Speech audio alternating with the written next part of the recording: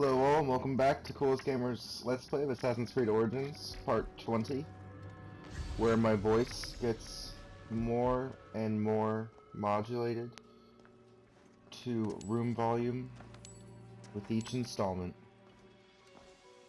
I am turning into the slinky, golden YouTube god that you will all know me as in a year and a half's time. I was gonna say a year, but I'm modest, so.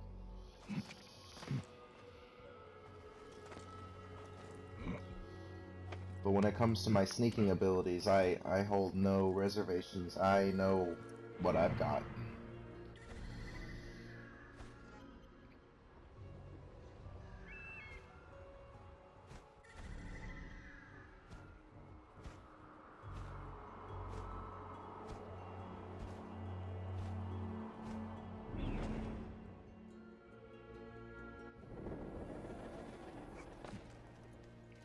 I mean, look at that. How many people do you know that could walk out like man on wire, just casually, look through the eyes of his hawk, mark the position of some guards, all while holding an arrow at perfect balance, poised on his bow, and then just sprint across the line like that? I mean, how many people do you know that can do that? Just this guy. Just this guy. Look, I'll do it again. I don't give a fuck.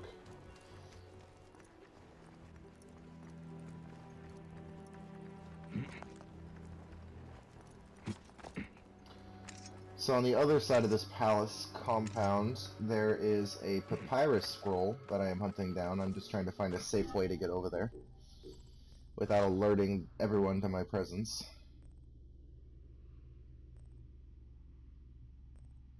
And I'm checking out my weapons for some reason. Yeah. I think I was seeing what the effects would be of those weapons.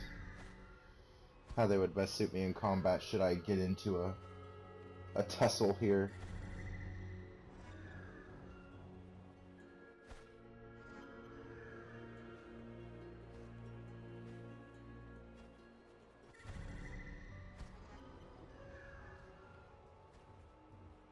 The English language is so colorful. We have such weird words that you have no idea, like, why the fuck anyone decided that they were good words.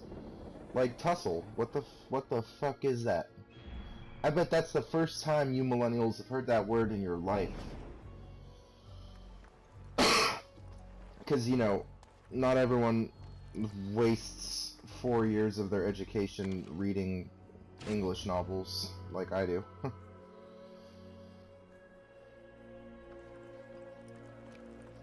Onomatopoeia. What the fuck is that word? I mean, really. Who decided it was a good idea to call it that? They're like, hey, what should we call it when a word sounds like what the thing it's describing sounds like when it makes a noise? Well, you got the Ottomano, which is Greek for sound. I don't even know, I'm making this shit up. You got Pia, like an encyclopedia. So it's like an encyclopedia of sound. Yeah, onomatopoeia. You guys are familiar with my skills. I don't need to narrate this shit. I'm gonna go look up the word onomatopoeia. And we're gonna figure this shit out. Because this is a real mystery. I don't know why they couldn't have just called it like the oomph of a word. The thrust.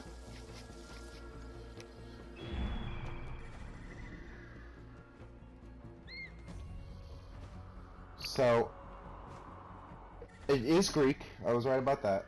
That much was pretty obvious. And we are at a Greek palace right now of a kind, so it's an appropriate conversation. It's related to the lore. You know, maybe even Bayek came up with the word. Who knew? He was like, what is the onomatopoeia for when my hidden blade comes out? Shrink. Ah, yes, I like that sound. I do impressions, guys. So yeah, onoma or automat, is the Greek word for name. Poien is to make, from poios, making, or progresses to poios, making. So therefore, they bring them together, you get automatopoeia, which means word making. Word making. So I guess the sound makes the word. The sizzle of bacon makes the word sizzle, which means the sound that bacon makes when it's on the grill. I don't know, man. People who made language are just, they're fucking brilliant. So I thought there might have been something down here. Looked like a bunch of dead locusts or some shit. Turned out to just be a bunch of leaves. So before they got the, you know, the leaf blower, they used to just make these open-aired little structures that would just capture all the leaves that would blow in through the sides. That's my guess, I don't know. I'm sure Egyptian scholars could probably correct me on that. What was the purpose of the weird statue crown structure in the royal palace of Alexandria? I'll leave that question up to you guys.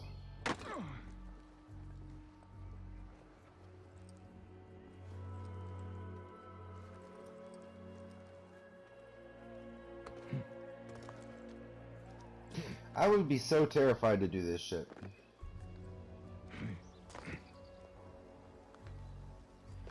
I mean, if I wasn't a black belt in karate, that is. Naturally, I know how to do this. I even know how to heal my broken leg with my mind, just like Bayek. I'm a man of many talents. And I mean talents in the ancient sense, meaning the currency you received if you did a good job. Shawing! That's automatopoeia for you're dead, motherfucker. You are dead! No, you are dead, actually.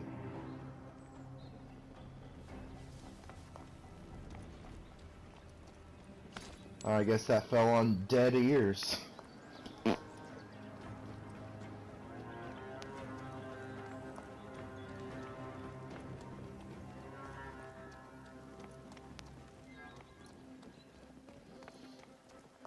This looks awkward. I feel like he's doing a lot of damage to his back in that position.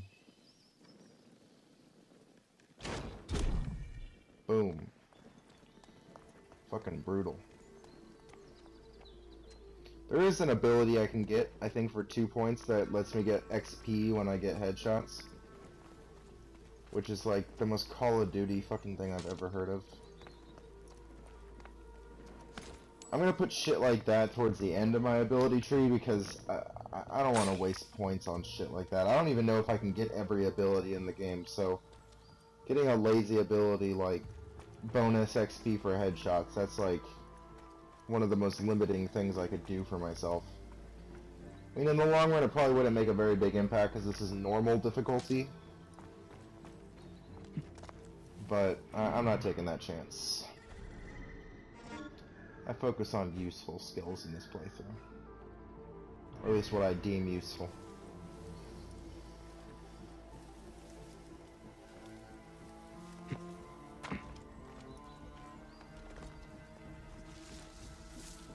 It's funny, because I'm an English major, and when I took that Jordan Peterson personality test that I mentioned in the last video, it said that I am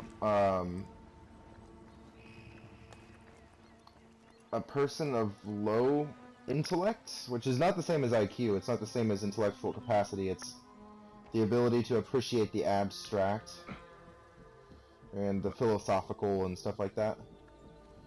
I think it said something too about how I don't have a very rich vocabulary, which when I really thought about it, that might just be the test's way of telling me that I'm a fucking pseudo. Because I've always held my vocabulary in high regard. And I'm sure you've all been, you know, completely charmed by my diction in these videos. Absolutely. I mean, of course. But that's just because of my natural charisma. I mean, it might not have to do anything with the diction itself. Just the man who's, you know, wielding the diction.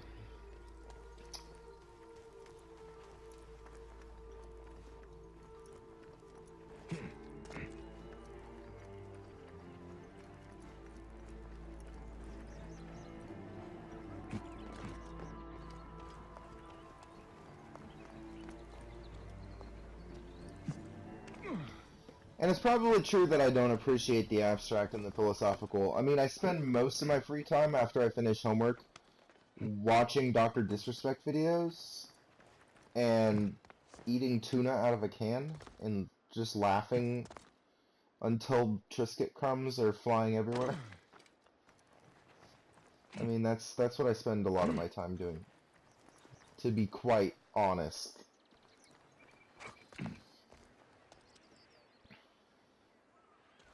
I don't spend a lot of my free time in intellectual pursuits. I find that to be tiresome.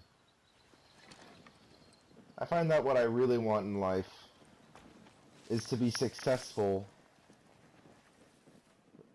for being a lazy nerd. I mean, that's the goal, really. I mean, isn't that the goal for most millennials? I don't know what my peers are like. All my peers here at UCI are ambitious and like little adultlets, you know?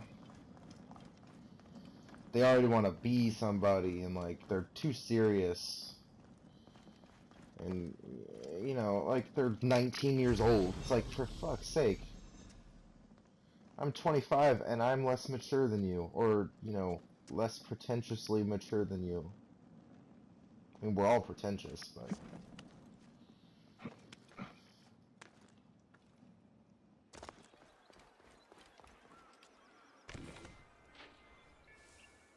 Ray of Hope. In the Qatar Depression, there is a tree. The tree is where you need to be. Between the sun and moon, you say? Wasn't it obvious what we meant by those mentions of the gods? At least I think it is. So I try to find the Qatar Depression here on my map. And that's not even half the battle. Wait till I get there. I mean, beautiful place, but get ready because these next few vids are going to be tiresome. I mean, they're going to be long-winded. There's going to be a lot of me rambling about my current interests. A lot of that. Oh god, what are my current interests? I'm gonna have to write a script or something. I'm gonna have to make up a whole personality that I don't even have. Current interests? I guess I'm currently interested in a few Asian girls in my classes. Does that count? I don't know. Let me know, because I'm not totally positive about that. I'm gonna try to watch some videos and get educated in the meanwhile. Anyway, catch you guys in the next vid. Love you.